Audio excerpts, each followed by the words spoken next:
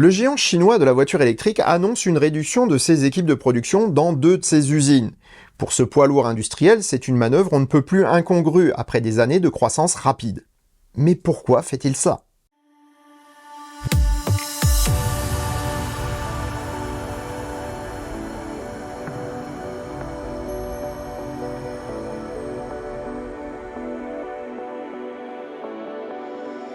Si ça te plaît, mets un pouce vers le haut et commente. Si ça te plaît beaucoup, abonne-toi. Et si ça te plaît vraiment beaucoup, dis-le partout. Merci. Décidément, le marché chinois n'est facile pour personne, pas même pour les constructeurs locaux. Premier constructeur chinois de voitures électriques ou hybrides, BYD s'est taillé une solide part de marché depuis le lancement de sa première auto en 2003, la Flyer. Avec des ventes 5 fois plus importantes que celles de Tesla sur les 2 premiers mois de l'année, hybride incluse, le constructeur chinois semblait aller parfaitement bien.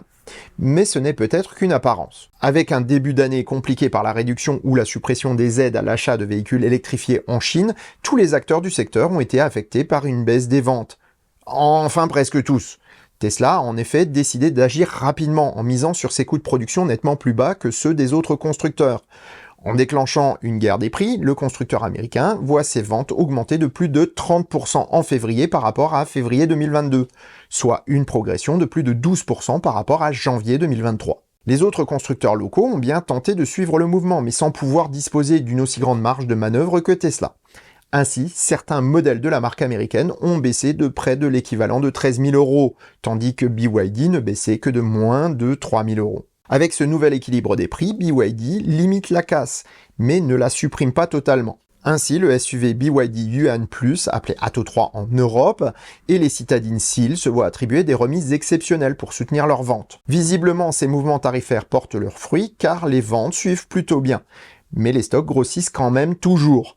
Le 21 mars dernier, BYD a donc décidé de réduire la production de plusieurs de ses modèles. Dans l'usine de Xi'an, les ouvriers font désormais une semaine de 4 jours. Cette unité de production est en charge des modèles Yuan Plus et Qin EV. Pourtant très populaires depuis de nombreuses années, ces modèles sont désormais un peu dépassés et ont du mal à trouver un public face aux autos plus récentes proposées par de nombreux constructeurs. Ce n'est toutefois pas la seule usine concernée puisque l'unité de Shenzhen passe à 2 équipes par jour contre 3 auparavant. Voilà qui est étrange puisque cette usine produit le dernier porte-drapeau de la marque, la berline Han. Celle-ci, tout comme le SUV Tang qui partage la même plateforme, avait pourtant reçu quelques améliorations dernièrement.